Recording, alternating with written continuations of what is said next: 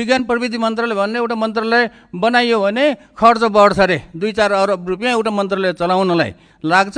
त्यो पैसा बचाउनलाई 2-4 अरब ठुलो हो कि विज्ञान प्रविधि अनुसन्धान नवप्रवर्धन ठुलो हो? विज्ञान प्रविधि नवप्रवर्धन भनेको के हो? तपाईँले अहिले सुशासन ल्याएर के बनाउनु भइरहेछ भने एउटा राम्रो चिज बनाउनु खोज्नु भएको छ, राम्रो गाडी बनाउन खोज्नु भएको छ। गाडीभित्र चाहिँ एकदमै कम्फोर्टेबल, एकदमै सोफा राम्रो आरामदायक बनाउन खोज्नु भएको छ। तर त्यो गाडीमा इन्जिन हालेन भने के हुन्छ? त्यो गाडी उड्छ? अनि इन्जिन भनेको के हो त? अर्थतन्त्रको इन्जिन भनेको के हो? विज्ञान प्रविधि नवप्रवर्तन अनुसन्धान होइन? यो कुरा खै बुझेको? अरूले त बुझ्नु भएन। योभन्दा अगाडिको विगतका सरकारहरूले बुझ्दै बुझ्दैन। मैले जति प्रयास गरेँ बुझेन। मलाई जहाँसम्म विश्वास थियो, 100% विश्वास थियो, अहिलेको सरकारले त बुझ्छ, किनभने सबै युवाहरू हुनुहुन्छ भनेर मैले भनेकै थिएँ।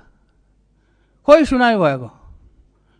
सबै ठाउँमा मैले पुर्याइरहेको छु, सबैलाई मैले हात जोडेर अनुरोध गरिरहेको छु। अहिलेसम्म प्राधिकरण बनाउने अरे, खर्च हुन्छ अरे। प्राधिकरण बनाएर विज्ञान प्रविधि अनुसन्धान तथा नवप्रवर्तन विकास हुन्छ भने अरू मन्त्रालयले पनि शहरी विकासको पनि प्राधिकरण बनाएर त्यो मन्त्रालय किन चाहियो त्यो? भौतिक विकास मन्त्रालय अनि अरू सूचना तथा सञ्चार मन्त्रालयले पनि प्राधिकरण बनाएर चलाए भइगयो त? खोइ त त्यो कुरा सोचेको?